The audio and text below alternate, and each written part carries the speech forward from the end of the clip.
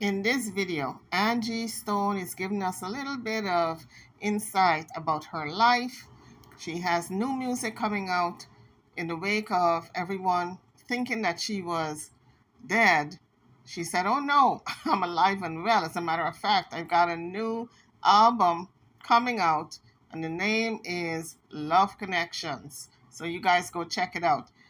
But before we get much further into the video, let's get this nasty business out of the way of hitting the like button when you come onto the page. Subscribe if you haven't done so as yet.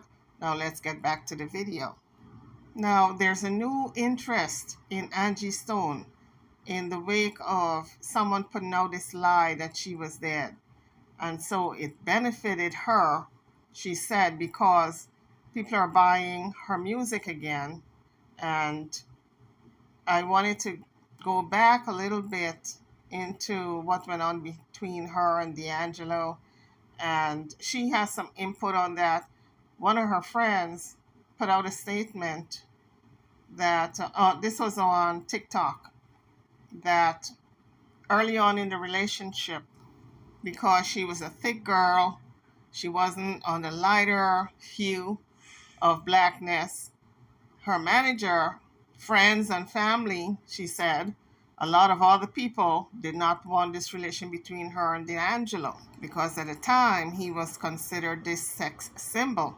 So one of her friends said when he was going to one of the award shows, they got him a model to go with him, and Angie had to ride in the back of him in a separate car, although they were seeing each other at the time and she was pregnant. How humiliating was that? So here's Angie Stone giving us a little bit of insight into her life. I feel like managers, I feel like family and friends had their hand in making sure that this union did not. She was in prosper. Now I can understand the manager. I can even understand friends, but family? Why would family not want her and D'Angelo to be together? I mean, that was some real hatred. Some family you just don't need around you. So here's a friend of hers telling us about D'Angelo and how much he loved her, and one event that happened. I was in love with her, and the world couldn't understand. When she was pregnant with their son, he was going to the award show, and they made him go with a model, and she had to ride in the car behind them because they didn't want him to be seen with a pregnant woman.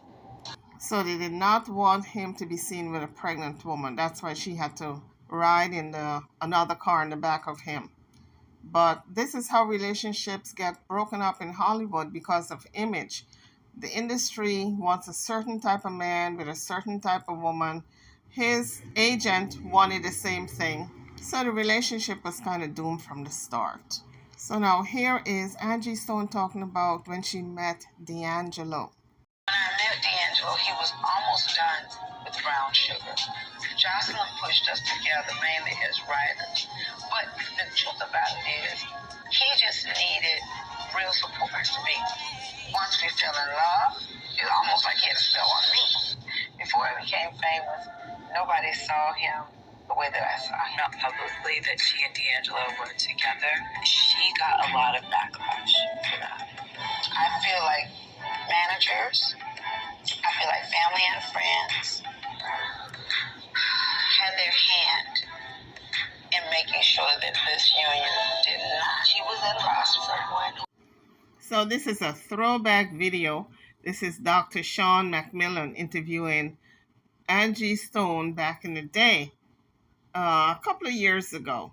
And so I just thought I'd pull up this clip because she revealed a lot about herself.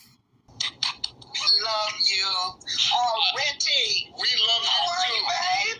Angie Stone, let me ask you a question. Do you even know how amazing you are? To be honest with you, I don't. I never embraced that part. And people say it all the time, but I guess that, don't do this. I don't. Listen, honest to God, I don't. People say, you don't even really know who you are. I know who I am, but I know who I'm not. And I don't get my head inflated. I can't get caught up with that foolishness. They don't pay me enough to get caught up like that. Yeah. Now, if I start getting them big old Jill Scott and Eric Badu checks, I might blow my head up just a little bit. Yes, I'm sorry, you know I got to shout. No. A check will change you. Won't it do it? A check can change you, but you know, just because I love you and we real folk, we know that we got to stay home because we don't borrow time and we don't borrow money. Ain't none of it ours. That's good. That's good, Angie Stone. That's good. So let me ask you, because you're right where I was hoping you would be. What in your life consistently reminds you to be grateful? Oh, Jesus. God, the Almighty, the everlasting, the only friend that we truly have in this world, the one that will take us when we broke, dusted, and busted and can't be trusted. I stay humble because we never know when we turn that corner and tag you're it. So we must remain humble. I mean, I've been flying as high as an eagle, and I've been walking as slow as a turtle at some time. And then I got to figure out other ways to survive. But in the meantime, my inspiration comes from the good book. You know, the one that says basic instructions before leaving Earth. That's right. That's right. That's the one that keeps me, my gas going. That's good. My lamp song. You know, what's interesting about that is because people know you as a neo-soul artist, but we don't often get a chance to talk about the soul part of you. You know, the spiritual side of you. The ministry. Yeah. Well, you know, before I became a celebrity or famous, you know, got a little whistle behind my voice, I heard the Lord say when I lost the first Miss Black Teen South Carolina, first and second runner-up, he says, I got something better in store for you. I heard it just as clear.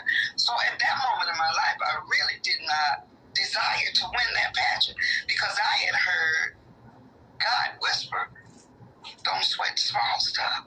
I got something better in store for you. And I never let go of that. I've always learned to give more than take. And my heart is this big. When it comes to this industry, I have shared layers of the things that I've learned 45 years ago. Yes, indeedy. Angie Stone has been around for a minute. She's been in the game for a while. She's well seasoned, so she's able to give advice to all the young folks out there who are coming up in the game, in the singing game. And I've spread them gracefully to some other artists. And I don't really tell people a lot about that because when I did it from a pure place. Right. So that's kind of what keeps me grounded and keeps me going. I think that God has continuously showed me favor because I walk in obedience. Yeah. Now the devil is tricky. He'll try to knock you down on your your knees, but you always get back up. That's true. Because somebody helps you up. Them extra set of footprints we learned about along the way. Yeah, that part. Yeah, that part. I think that's going to be my new phrase. That part. Yeah, that part. That part every day and twice on Sunday. I love it. But let me tell you, but you lost weight. I mean, I was watching some other interviews for you. How did you lose this weight? Because I need you to tell me how to do this. Please, bless me. Okay, well, what I did was I stopped eating meat for 2 years. Being a diabetic is not easy. Incidentally, folks, Angie Stone have managed to keep off the weight. This interview was 2 years ago now. Today, currently, she's still skinny.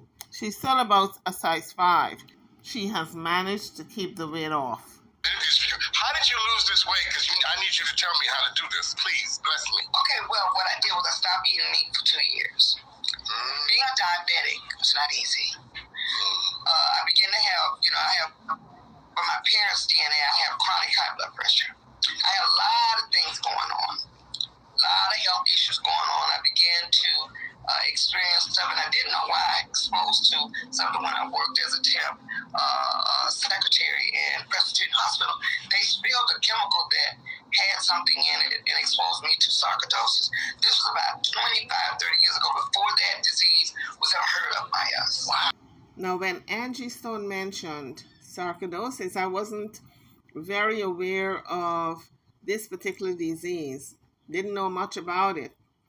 And so I decided to look it up on Google, and this is what it says. It says sarcoidosis is an inflammatory disease. In patients with sarcoidosis, granulomas will begin to grow and collect in the cells in certain regions of the body, and it can be in a number of places. Now, granulomas is a fancy word for inflammatory cells. The two most common areas that these granulomas or sarcoidosis grows are the lymph nodes and the lungs. So it affects your breathing. So those are the two common places that it affects. But it can also impact the other organs, such as your heart, the skin, your eyes, and more. The exact cause of sarcoidosis remains unknown to doctors, but medical clinicians suspect it might be a result of the immune system trying to fight off unknown substances. But if you suspect that you have a cold that's not going away, get yourself checked out. If you have allergy symptoms that are prolonged, it's not going away, it seems to be chronic, get yourself checked out. It might be this particular disease. And at that point, I think I was 26, 25. They put me on steroids, 60 milligrams, the highest milligram you could get at the time, and I blew up. Now, before I blew up, I was this size, but I wasn't as famous, so nobody knew me at this size. Only the people that signed me and the people that worked with me knew she was always a really tiny girl. The first time I was aware of Angie Stone, I know her as a fat woman, fat young lady. So I never knew her to be skinny, but I guess this was around the time she was on the steroid treatments that blew her up. But by the time No More Rain came out, I was 230 pounds. And then I was in love with a sex symbol, and he was fine, and everybody was looking like, how did she get he? Now, who's this sex symbol? Ain't but 100 we can talk about, baby. How does it feel? That's all I can say. I think that's my favorite song by D'Angelo. How does it feel? If you guys haven't heard that song, look it up. And also Brown Sugar. I'm partial to that song, Brown Sugar. So guys, if you have not heard those two songs by D'Angelo, go look it up. I think, some of you probably know the song but don't know the name. Or some of you may not even know the artist. But it's Brown Sugar by D'Angelo, and How Does It Feel? Anyway, when it came to be, what they didn't realize is he knew me when I was a little, he had seen me smaller. So he knew also the steroid issue. So I wasn't being loved or judged by my weight. It was the inner spirit that they were in love with. Yeah, and I'm assuming we're talking about the beauty on the D'Angelo, outside right? came with it. We're talking about D'Angelo, right? Who said that name? You did. Yeah, I don't know who said it. It wasn't me. All right. It might be the no. Now, yeah, when I was in that part of in that lane, let me put it that way. Yeah. It was a cruel reality. A lot of people began to fight against that because of the weight issue, and because I was a dark-skinned girl with full lips, and that, and to them that just didn't go together. But what they didn't understand was he was overweight at one point. They just didn't see that part. Yeah, and so when they see him or anybody with weight on, they immediately go, oh my God, what happened? Well, you have to look at the history of a person. That's right. Who they become and who they are naturally is one and the same, but we go through phases in life. That's right. And God had just blessed me to take me back down to that little girl who started out. But that came with obedience. That came with discipline. Yeah. Eating less of the fatty foods, putting down the dead animals, like you said. Because I'm like, so many people that turn to vegan or just start cutting out all that food. I couldn't take all the dead carcasses, the worms, the factor, the parasites, all of the diseases that come along. It scared the mess out of me until my kidneys became compromised, and the doctor said, look, I know you don't want to eat no meat, but we got to get some protein in you. Yeah. So the reality is I'm very, very it once a week, it's because I'm just feeding my body the protein that it needs. Yeah. I'm getting past the scary. I'm sorry, Coach. I just wanted to say I'm glad you're healthy. I'm glad you're feeling good. I'm glad you're looking good. And I'm glad you explained that to people. Because, we're used to seeing Angie Stone the way we're used to seeing Angie Stone. Y'all Right? used to seeing that big, thick girl. Yes, we're used to seeing the big, thick Angie Stone. And we got used to that face. So now we got to get used to skinny Angie Stone. It's been about 2 years, and I'm still trying to get used to that face, that skinny girl. But it's good that she lost the weight. It's healthier for her.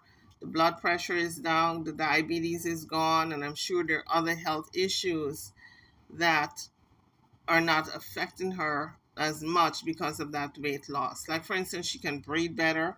Maybe she was on that journey to become asthmatic.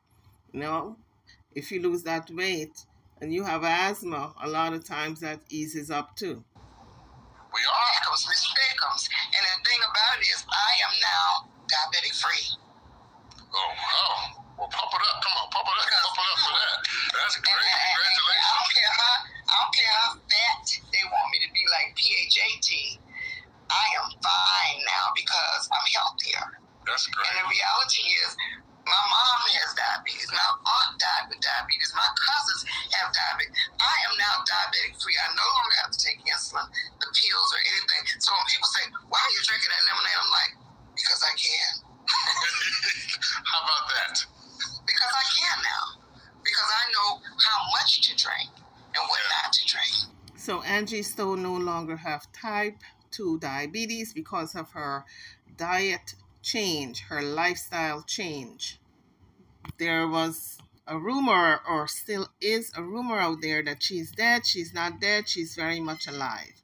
And she came forward to address the issue. In the previous video I did, she addressed the issue. This video is just for you guys to get a little familiar with Angie Stone and her journey. She has new music out. You guys go check it out. Yeah, no, that's great. Let me applaud that. I think that's great. Congratulations. I know the discipline. I know the sacrifice that it takes to do that. Let me change. I cook with agave now when I'm making sweet potato souffle. Are you there? I see you moving, but you froze. Come on now. I didn't tell you to vogue in the middle of the session now. You just start voguing on me. Okay, we're both back together. Listen, let me change gears, because you were talking about your journey, and I want to ask you. I have a good time on the show, but I also really try to get into the substance of someone's life. And here's my question for you: as you look at your journey, who loved you the most? If I have to be real honest about who loved me the most, I would say my European fans. To be honest, folks, I was expecting her to say maybe D'Angelo, one of her baby daddies, But she said her European fans, and that kind of surprised me. Because their outcry was just something that was so obvious. Now, of course, God is my number one all-in-all call.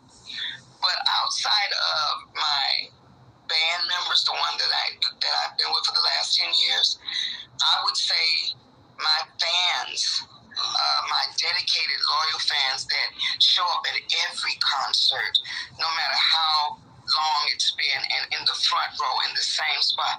That is love and loyalty.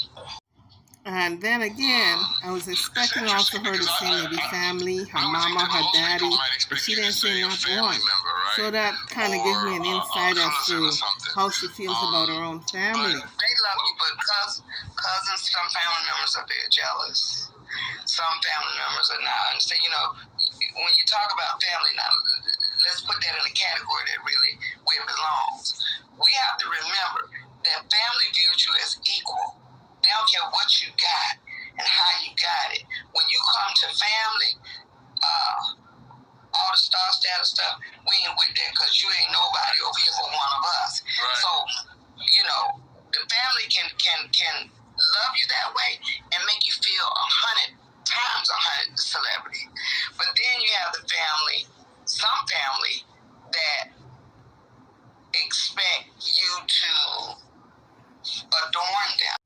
In other words, they always got a handout for you. You know, they want you to give them all the time. Give, give, give, give, give. That's all she's saying. Some families just like that. They expect you to always be giving them. Because they're looking at you for what they feel you can do for them. And I think that a lot of people get this business twisted. They think it's all dollars and cents, but it's, trust me, it's really smoke and mirrors. And what they really need to understand is it is a job, and the title that we carry is an hallucination of what you think it should be. It's far from it. That's deep. That's rich. Yeah. That's rich. And that's great. That's great wisdom and counsel for young people who are trying to get in this business and do well. It makes me want to ask you, I want to stay on this track before we get to more of your musical life. But tell me, where do you feel most at home? Well, I feel most at home when I'm at home. The truth of the matter is, when I think of home, I think of giving back. I think of loving on people. I think of touching, reaching out, touching. My passion is for senior citizens, believe it or not. I didn't know that. Because for me, they are the lost ones. They are the ones that get thrown away, overlooked, forgotten. I love them as if they're newborn babies. So that's love for me. That's a passion that can't nobody strip away from me. If I had the ability, I have a foundation called the Angel Stripes. If I could go to every senior citizen home in every town that I went to, I would book 2 days, a show day and just a show day, where I would show up and hang out with them all day and laugh, because they are super funny and they're too cute, and I would just want to give them some time and attention and just show them that you mean so much and your journey is not forgotten. That's so rich. That's rich and important. I see now why we love your music so much, because it comes from who you are, and it comes from what you believe about the world and what you believe about relationships. Your music is powerful because it grabs you and it moves you even if you don't want to. Even if you don't want to move, your music makes you move. And I've always wondered, listening to your music, where does that power come from? Sometimes it comes from pain, but in your case, it seems as if it comes from something more than just pain. It comes from what you hope for the world. Yes. I used to have a thing when it used to scare me sometimes. I could write a song that would be before my destiny, but the song would actually dictate what's happening next. So there are songs like y'all's favorite, Wish I Didn't Miss You. It was my least favorite song at the time. Oh my God. People love this song. I remember one time they would say, "We got one more song to put on the album." Shout out to Andrea Martin and Ivan Matias who wrote the song. When they, I'm like, oh man, I thought my album was finished. I don't want to do this song. And to me, it was a house track. I'm like, oh, it turned out to be one of my biggest songs today. It's a great song. I didn't want to sing the song. But isn't that something? A lot of times we hear artists say, well, that's my biggest song, but I didn't want to do it. And it turns out to be their biggest song. Because as it would stand, that song, Wish I Didn't Miss You in Every Day, became prolific in my breakup of that beautiful relationship. And people just thought I wrote that about this person. She said that beautiful relationship. I'm wondering if she is referring to D'Angelo. And I did this. I mean, every song began to dictate. I would start scared to listen to what I was writing. I'm like, wait a minute. Is this a premonition? So listen, let me ask you this. Tell me how music saves you. How did music save you? It is, music saved me because it's my go-to. Whenever I need to cry, whenever I need to laugh, whenever I need to do anything, I can refer to music as my go-to. Because unlike so many people who can call their pastors all time of the night when I'm going through whatever I'm going through, ups, downs, I can, fortunate enough for YouTube now, we can have ministry through music. But one of the things that I know for a fact is that God has blessed me with the ability to interpret pain, joy, laughter, even confusion. I know how to put it into words. So sometimes I would just write and to escape. I used to write poetry. I had book full of poems. And some of my managers would say, why don't you just give me the book, let me publish it? I'm like, no. Some of her greatest songs may be in that book. A lot of times, these artists that used to do spoken word, like Jill Scott, she said she used to write poetry first, and then the poems became music. Because a lot of it is God's direct words to me. I remember when I started trying to understand, when I started speaking in tongues, I didn't really understand what people were talking about, and then God spoke to me in dreams to tell me what tongues meant, and I was like, I would speak a word, and I would say, I could hear him clearly say what it meant. And when I started to be obedient and listen, I could hear music. There were times I could get up in the middle of the night, God would put a song in my head, and I could get up and start writing, because I can't forget this. In the morning, how am I going to do this? You know, I'm in that space. So music has been a go-to for me, because I'm an only child. I have nobody else. All these years, I had no playmates. It was me, myself, and I. It was me in the mirror. Do you know who I was in the mirror? I was Aretha Franklin. I was Gladys Knight. I was Betty Wright. When I went in that mirror, it was Angie Stone and Shaka Khan. A lot of children who do not have siblings, they say the same thing. They become very creative. So whenever I wanted to be any of those folks, man, I just went to there. That was my playlist. So they were, if you get my point, they were all about the music. I do. When I hear you saying, you tell me if I got it right. Music saved you from loneliness. It saved you from isolation. Yes. Saved you from not knowing who you were. You found out who you were in the music of the people you loved. Yes. Their stories became my journey. My journey was, I already had a pathway. I had a green light. I was educated. It said a wise man learns from someone else's mistake. So if somebody else can talk about the pain and tell me how they fixed it a long way, guess what? Before I get there, I'm going to remember, well, you know, Betty Wright said she did it like this.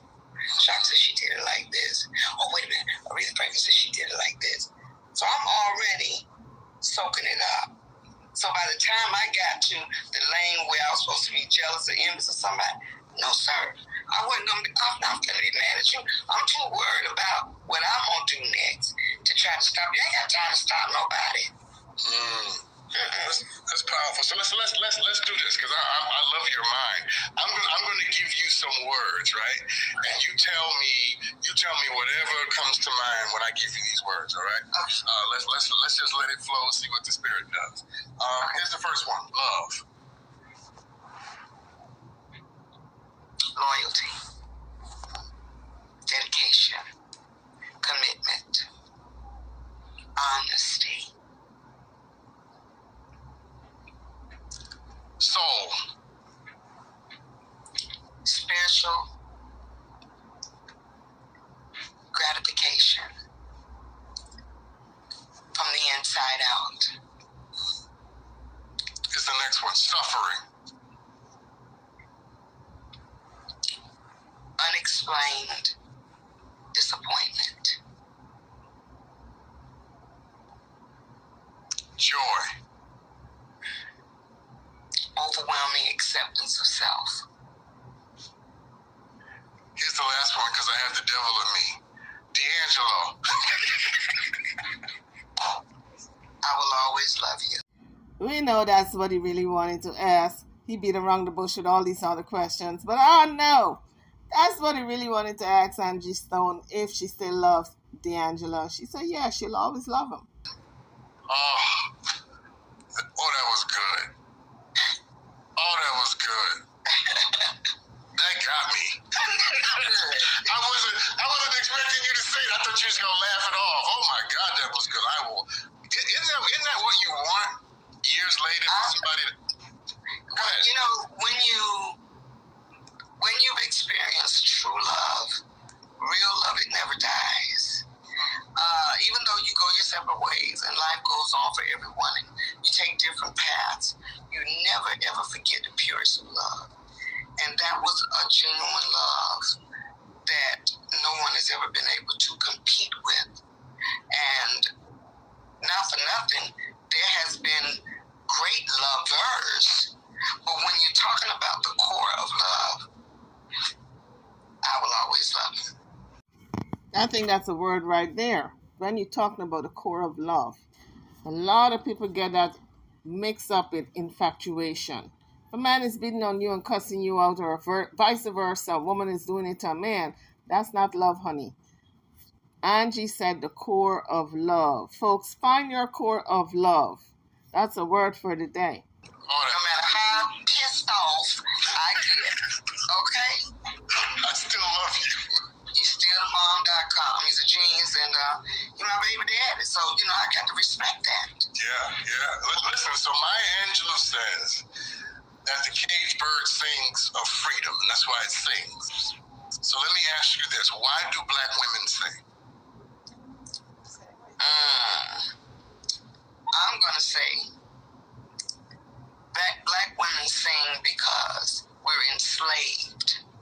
And when I say we're enslaved to a system that don't understand. As queens, we serenade our kings. So if we have to do it behind bars, we'll do it. But our serenading goes because we believe in the kings that they tried to destroy.